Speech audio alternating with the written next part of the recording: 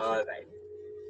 Okay, so a very warm welcome to all of you. The reason why I thought that, I'll just get introduced to all of you is because it just gives me a flavor of, who's the audience. And virtually it makes a lot more sense because while you can see me, I may not be able to see everyone. So that's why I thought, just give me a little bit of sense of who am I talking to really. So on that note, what I'm going to really take you through today is my understanding of 6 steps of how to navigate in a VUCA world. And on that note, I would just like to understand from all of you, do you understand what VUCA is? Any answers there? Does anybody know the full form of VUCA?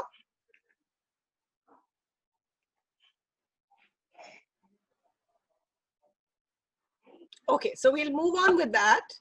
I'll just take you on to the next slide. What I'm going to cover very briefly today, and this is actually a one-day session, but I'll just cover it very, very briefly today, is what is the new normal, which is VUCA. Forces in the global environment which are really contributing to this new normal. Forces in the domestic front which are contributing to this new normal.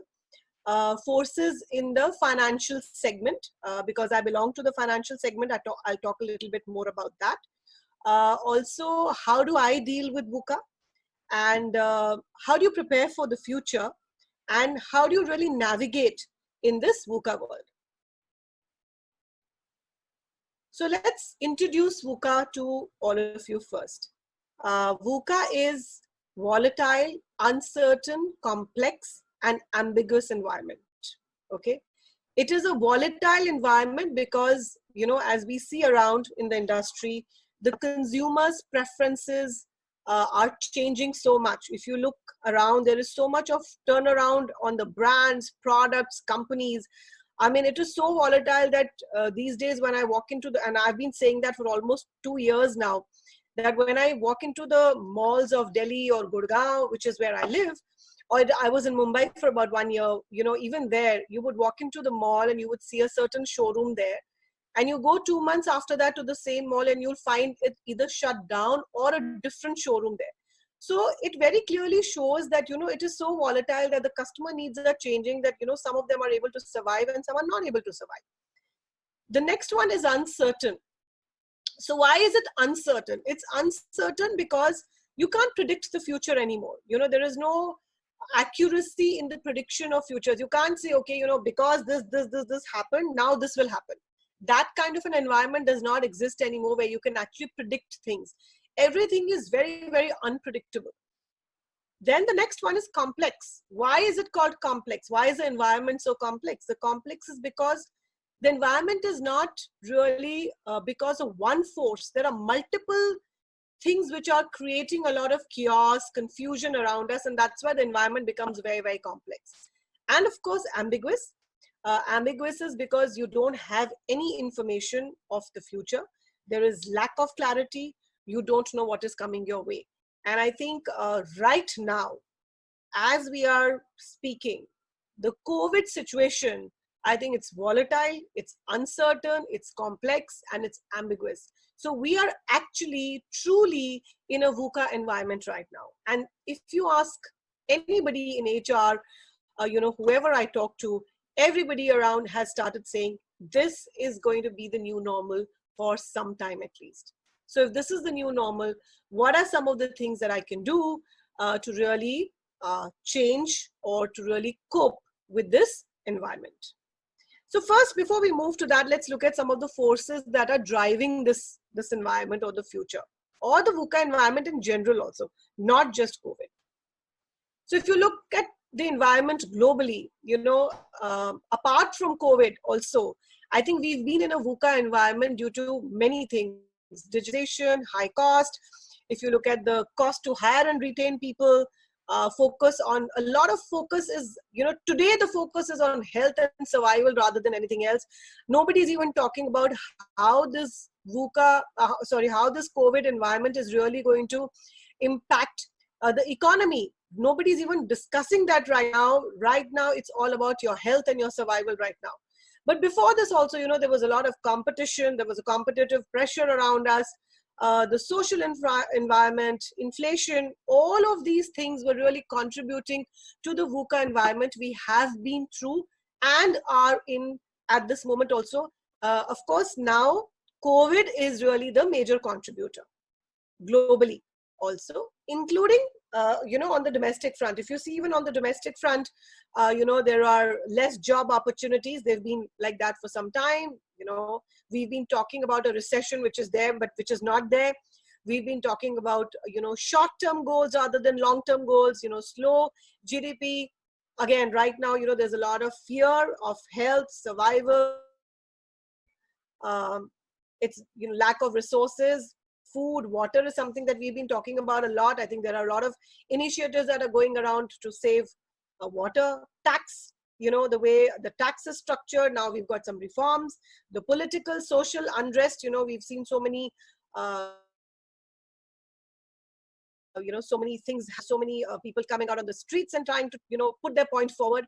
And of course, slow infrastructure growth. So on the domestic front, all this has been happening. And of course, now COVID has become a big contributor in this environment for us on the domestic front also. I'll just move very quickly to, the industry that I work in, and you may want to really kind of, think through about the industries you are in, at the moment. What are the forces that are really driving the VUCA environment in your industry? As far as, the financial sector is concerned, digitization is something that, everybody's talking about, especially in the insurance sector. We've never spoken about digitization as much as we are talking about today. It's all about safety first. Everybody's talking about being safe. Everybody's saying, just make sure that, your family's safe, you're safe. It's all about hiring right. Work from home, I think, has become the talk of everybody's organization, HR teams now. Continued customer focus, how do you stay at home and still focus on the customer? And goes without saying, you can't really ignore growth. So you have to continue to maybe not grow at the rate that you were at, but you still need to grow. You can't stop growing. So, these are some of the things which are really contributing to the VUCA environment around, our industry. And you may want to talk about or think about your industry as well. So if this is what the environment is, and if this is what the new normal is really going to be, there is definitely change ahead. And if there is change, then, how do I deal with this change? Okay, so what are the challenges that we are facing? The challenge is that, the environment is volatile, it's uncertain, it's complex, and it is ambiguous. And this is me. What do I need to do? What is the change that I need to bring in? So I need to have a vision. Okay, I need to have an understanding of this current situation. I need to have complete clarity on the situation. And of course, there needs to be agility. Now, there is no straight line. It's not that, volatile. If it's a volatile situation, then you have vision, uncertainty. If you have understanding, you'll be able to tackle that. There's no straight line. Anything can lead to anything. And in fact, the whole environment, you need to have somewhere vision, understanding, and clarity, agility together in, percentages to really be able to deal with the challenge that we have on hand right now. Now let's look at the 6 mantras, and this is nothing new. We've been kind of talking about these things for many, many years, but how do I really, just pick these 6 and say, are these 6 really going to help me in the situation that I am in today? So let's look at them one by one. So first of all is being innovative. In today's day and age that we are in the situation that we are in today, I think every organization is trying to be innovative in whichever way. And if you see, the picture says jugaad over here. Yeah, so I think everybody is trying to apply some jugaad or the other to make their business run, to make sure people are, they don't lose their jobs, or the company really is able to survive. And that goes for us personally also. On the personal front also, I think we are being as innovative as possible. I mean, we are trying to see what are the resources available, how do I not go out and still get the resources?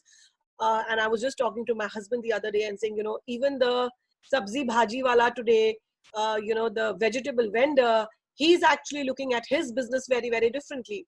So I have a market which is very close to my house, and all these vendors, vegetable vendors, used to really, kind of be stationed over there. But today they've really started moving around because the market is shut. So how do they sell? So they go to the mandi, they pick up the vegetables from there, they come and they've started doing these rounds around these societies and saying, we'll come and stand outside your society and we will kind of, make vegetables available to you. So even a vegetable vendor is really looking at different ways of doing things and how to run his business. So being innovative is very, very important. And what is being innovative? It's thinking out of the box. It's being inquisitive. It's getting used to of being uncomfortable. It is an uncomfortable situation. And I mean, all of us, even our families are just getting used to being uncomfortable. The first 2 weeks, people were kind of enjoying and saying, yeah, it's nice to be at home and work from home. You don't have to go to office. You don't have to travel. But now I think it's getting uncomfortable. The third week, we are, getting uncomfortable, saying, oh, no, I think I need to get out of the house. This seems like jail and blah, blah, blah. But, you have to be innovative even in this uncomfortable situation. You have to get used to this. Look at all the chances of innovating and leverage technology to the best. And this is what we are doing right now. Rather than having a forum, in any institute or physically having a forum, we are actually doing a virtual forum. So again, we're using technology, sorry. What does it mean? It really means that, you have to innovate continuously. You can't stop innovating.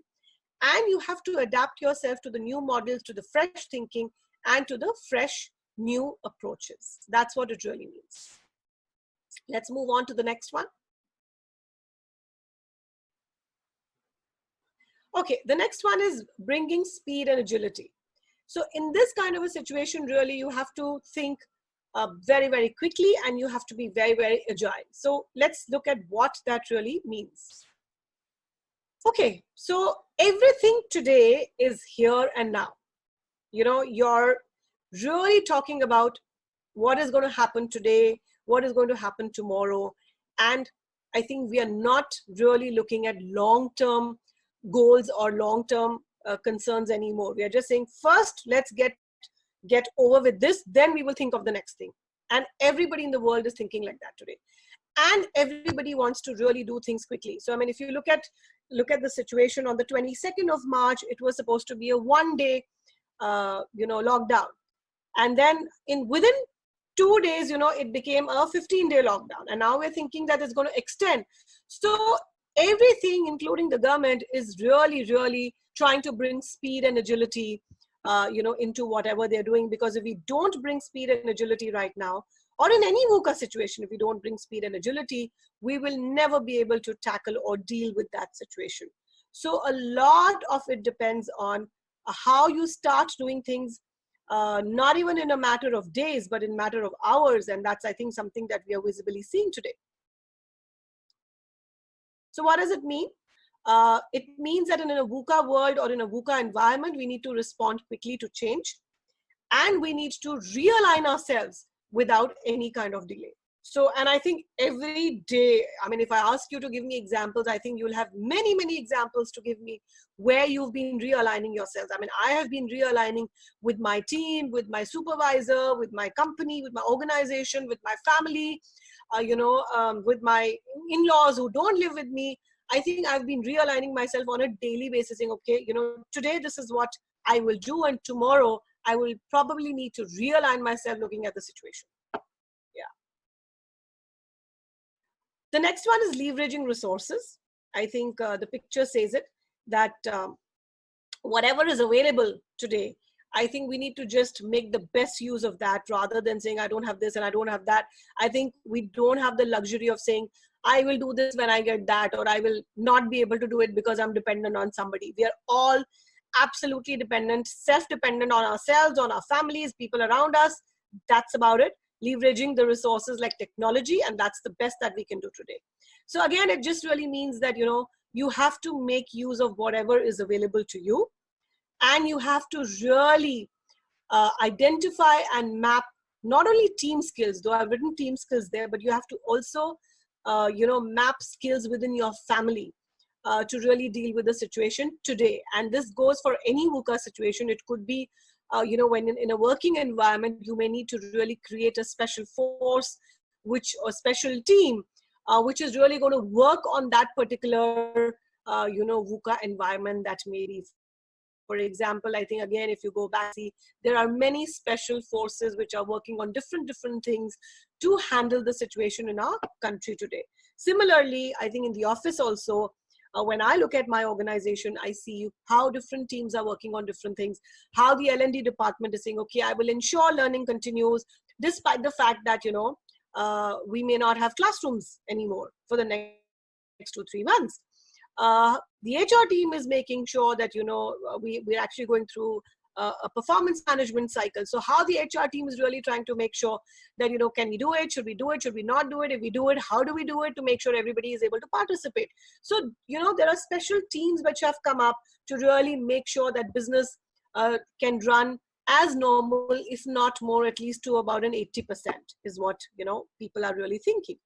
And of course, drawing from multiple point of views. I mean, today, just my point of view as a leader or as a manager or as a boss may not be, that good. Even the Prime Minister is seeking for views from opposition parties today and opposition leaders and saying, come on, let's just handle this together.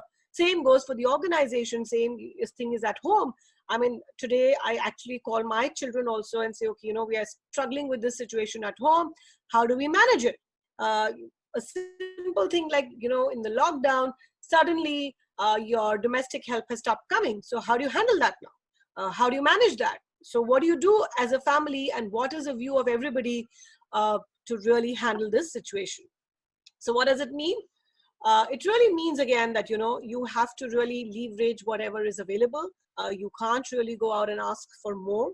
You have to really just make sure that you're able to do the best with whatever you have, and you have to really call upon each other's personal strengths and skills, whether it is your team members at work or your family, whoever it may be, and being agile and flexible and being able to do things very, very quickly is very, very important. Okay, the next one is values driven culture. I think values and strong values and strong culture of any organization or even a family is really, really going to help you in any kind of VUCA situation. And if I just kind of move forward,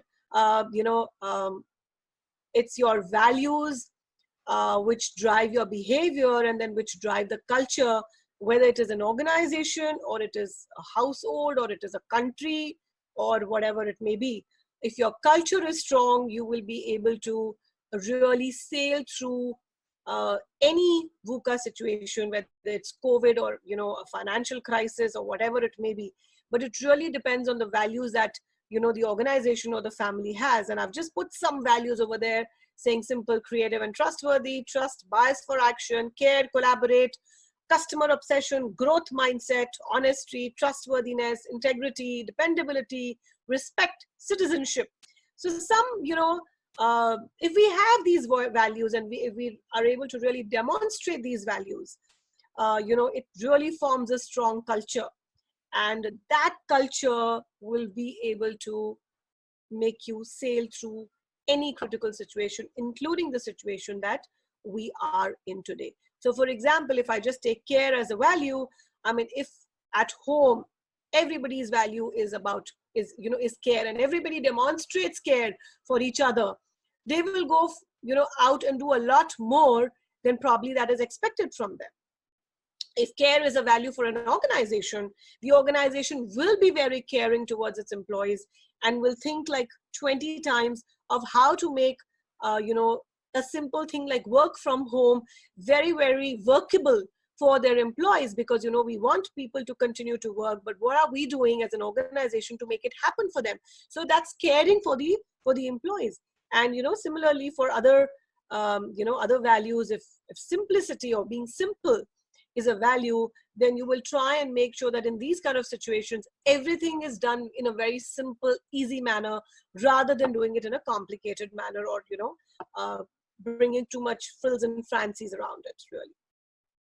So what does it mean? Again, here I've just said organizational transformation begins with personal transformation. And that's because, our personal values somewhere sync in with the organization's values. And the values of an organization are no different from the values we've been really brought up with, but it's all about demonstrating those values. And organizations don't transform, people do. And that's why values and culture become very, very important for any organization or a family unit to really be able to sail through this kind of a situation. Analyzing data and trends. Again, I think data and analyzing that data becomes very, very important in this kind of a situation, because I think we've been talking about data in the HR fraternity for a very, very long time now. We know that data is extremely important. And I think most organizations really thrive on data, and HR especially, is really data dependent. Many. So, what does this really mean to us? It means that, any data that is available to you, you can really analyze that and try and forecast to a certain extent, if not too much. There are a lot of business intelligence tools which are available today, which really understand customer trends, patterns. There are surveys that we do as organization, people feeling in this kind of a situation. There are surveys which are available in a normal VUCA environment, and I'm not talking COVID right now, where again, those surveys tell you how are people feeling about the organization, how are they feeling about being wherever they are at that point of time. And when you get those surveys, you actually analyze that data, and you really take a lot of measures to fix a lot of things. So for example, in an organization, if people say that, I think work-life balance is a big challenge for us, a lot of times what you do is you actually go back and say, okay, work-life balance is a challenge, let's fix the timings, or, let's introduce work from home for the organization. Similarly at home, I mean, you actually, when you sometimes you sit down and talk to your family and ask them, what's bothering them, what's happening, what is the challenge that they are facing. For example, I talk to my kids a lot, asking them, I know this situation, we can't go out. It's like sitting in a house arrest kind of a situation. What's bothering you? And let's kind of solve that together. I think that really helps. Again, how you use that information is very, very important. And one of the best examples that I like to give in analyzing data trends is of Netflix. So, Netflix actually uses customer viewing information very, very well. I mean, I'm sure a lot of people watch Netflix these days, but when you actually go to Netflix, for me, because we are 4 people in the family, it actually says who's watching. And depending on whether it's me or my husband or my daughters, it really, so if I say it's, Charan is watching, it throws up content which I have been watching. So if the content that comes up is very similar to that. So Netflix really uses customer viewing data very, very effectively to say, okay, if this is what you've been watching, this is what probably you would be interested in. So it never shows me documentaries because I never watch documentaries. But when my husband logs in, it shows a lot of documentaries to him because that's what he likes to watch, and he watches a lot of documentaries. So any new documentary, any new content that is there on Netflix, which is a documentary, it shows up very, very quickly for him. So just, kind of thought I'll give that example, how, data can be used. And even in today's day and age, if you see, even the government is using data trends to really say whether the lockdown should continue, how many beds should we have, how many hospitals should we have. So all the preparation is happening based on information and data from various countries and internally also what is happening within the country. So again, I think data is very, very important. So I've given the Netflix example there. And again, so I think it's data is all real time. And I think we need to really make sure that we use it properly to really kind of, move forward or make decisions. And decisions are not on a feel factor, but they are really based on some kind of an analysis. So moving on, and that's the last one, being collaborative and open. Being collaborative and open is, again, I think something very, very important in any VUCA situation. and you don't really pick up the best idea and move forward, you would probably not be able to achieve the kind of success that you would if you're collaborating well. So again, it really means that, it's coming together and coming together for a common purpose. And I love to give the examples again of what's happening in the country today. If you see, even our Prime Minister is inviting and trying to be collaborative, even with the opposition today, to say, okay, there's a common purpose right now that we have to get rid of the COVID situation. How do we really handle that? And he's open to ideas even coming from the opposite party today, I think, which is a great thing. I think that's one of the things that is really, really going to help us take the right decisions and be able to handle this, I think, far better than a lot of other countries. Again, building a strong partnership and connect is very, very important, and encouraging diversity in networks rather than saying, okay, I know what is best, and my team knows the best, and I as the head of the family know what is best, and we will just do what I'm saying. That is probably not going to work. But yes, being collaborative and being open is definitely going to help. So what does this really mean? Again, it's all about a common purpose. It's about trusting each other. It's about clarifying roles. If you're in an organization, who does what and how do we handle it? Communicating openly and appreciating diversity. With that, I'd like to introduce one more, principle, which is the pause principle. And this is one of my favorite principles, actually.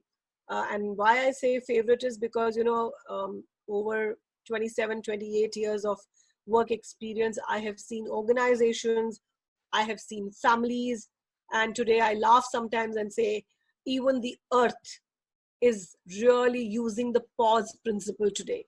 And it's saying, everybody just pause, just stay where you are, rethink, realign, readjust, and come back.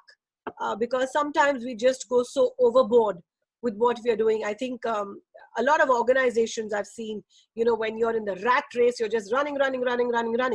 And suddenly you realize that, you're running in some direction, but it's not really helping the organization grow. And that's when organizations really sit back, they pause, they really realign themselves, readjust to whatever action is required, and then start running again. Similarly, today, if you look at all of us, I think all of us have paused, and we are saying, okay, and there are lots of WhatsApps which are circulating saying, I can really do a lot with whatever I have. I don't think I need so much. Do I really need to run around so much? I mean, there are so many discussions on WhatsApp groups happening that, I have been running till now since morning to evening, no time for my family, not even happy at work. But today when I sit back and say, is it worth it? So I need to rethink, I need to readjust, I need to realign. Again, if you look at our country, if you look at the way we are handling the COVID situation, I think there is a pause, where we are rethinking our strategy to deal with COVID on a daily basis. We are, realigning ourselves and saying, okay, we will lock down for 21 days, or do we need to lock down? Do we need a complete lockdown? Do we need to do a partial lockdown? Do we need to do it in bits and pieces? Do we go further ahead to saying, okay, even within the city, you cannot move around, it's area-wise. So many places we are just pausing, we are rethinking, and we are coming back with a strategy to handle the situation. So it's, I think, very, very important to look at the bigger picture and not, a shorter picture, but a bigger picture. When I say, whatever is happening today is the bigger picture to control COVID in the whole country, and not just in one area or in one state or in one city, really. Okay, with that, another one is VUCA really a threat or an opportunity? So I very strongly believe that it's an opportunity and helps you to explore new possibilities. And on a daily basis in my organization, when we do our calls, we all laugh and we say we could have never imagined that 70 to 80% of our organization would be working from home. We could never imagine today. Internally also, we are doing a lot of training programs virtually. We could have never imagined or thought about this somewhere even in the beginning of March. I mean, this was unthinkable. But today we've really explored new possibilities, new ways of doing things. We've also probably, it's also time to sit back and think and say, did we make any mistakes? And let's correct those mistakes. It could be cost. Was I spending unnecessary money? Can I do away with that? It could be even cost. I mean, today as a family, we are looking at a lot of costs that we were incurring and saying, okay, do I need to correct this? Do I really need so much? Yeah. Learn valuable lessons. I think there's value in sitting back and thinking and saying, what are the lessons? And I'm sure a lot of organizations after COVID are going to go back and say, what are the valuable lessons that we've learned in these, 1.5 months or 2 months, whatever it may be, and what is it that we can do differently? And bringing out the hidden potential. I think that again goes without saying, the way the whole country is, operating today, how we are all getting used to, our hidden potentials within the family. I mean, I hear, at least I don't know, but I hear a lot within my organizations of how people have said, okay, I have learned how to play guitar through YouTube. A lot of people are saying, I've learned cooking. And they're all surprised at themselves saying, oh, I didn't even know I had this potential to do it. So it's again bringing out a lot of your hidden potentials and building on your self-confidence and self-esteem. I think this is the time to really build on your self-confidence and not feel low and not let your self-esteem down. It's very important to continue doing something or the other, whatever you're passionate about, with whatever resources are available to you, whether it is cooking or whether it's exercising or whether it is singing or whatever works for you. Personally and within the organization, if there are any opportunities to do things differently, which will build your self-confidence, I think you should just go for it. With that, I think there's another D that has just recently got introduced with VUCA, and that is the disruption, or you could also call it the digital disruption, really. So we need to say, where are we, on this on this meter, where you're really saying, can I handle disruption? Can I moderately handle disruption? Or, am I, not able to handle disruption at all? So, am I a red? Am I a yellow, or am I a green? So how resistant or how resilient am I to the disruption around me? And the other one that I hear these days is digital, where, the VUCA environment, gives you opportunities to really go digital as an organization, as a, as a family, as a country again. Okay, which is the next one, which is digital over here. So again, I think it is the perfect time to use technology, use it as a boon and not as a curse. And like I said, I think in my organization, we are going all out. We already had, and I don't know how many of you are aware of, but we have a learning management system where we had a lot of e-learning modules which were not getting used. We also have, Skillsoft. We've bought Skillsoft's online courses, which are called Percipio. So the app is called Percipio. We had that and we were not using it. Right now, we are really going all out to tell people that, this is the perfect time really to invest in yourself. Go and do these online courses, which are, where the organization has already invested, and really use technology to upskill yourself.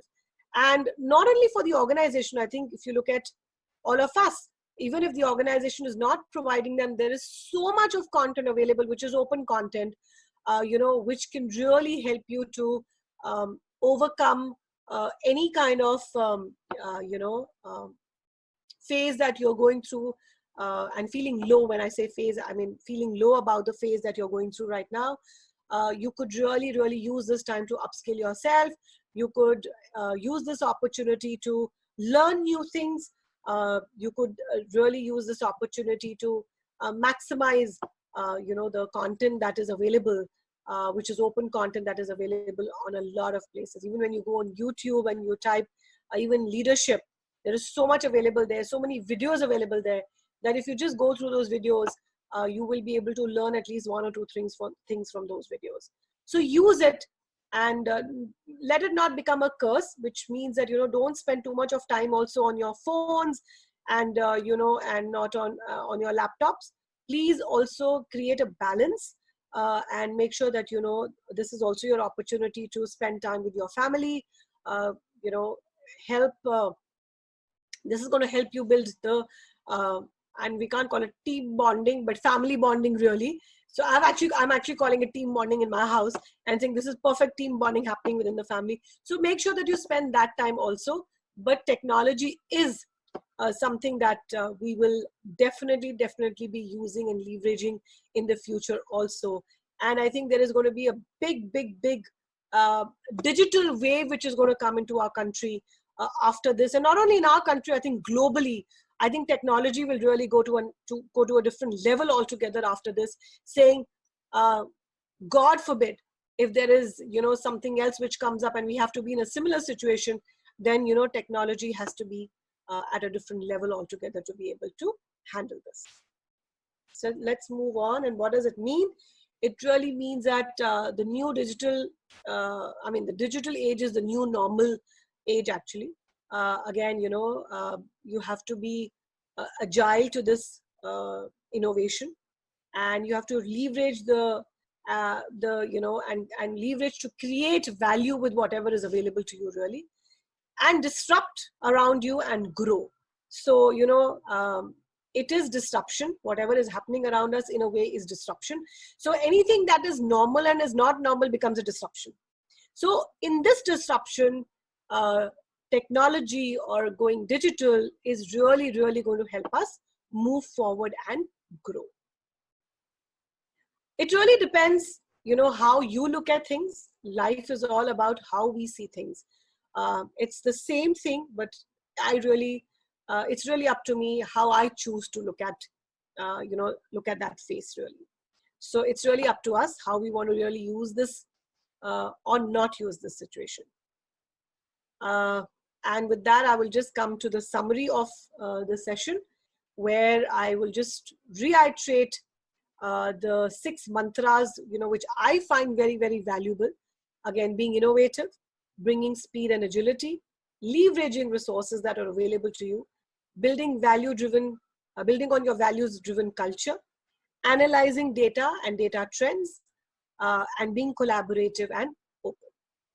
So that is just to summarize, and I'll be happy to answer any questions if there are.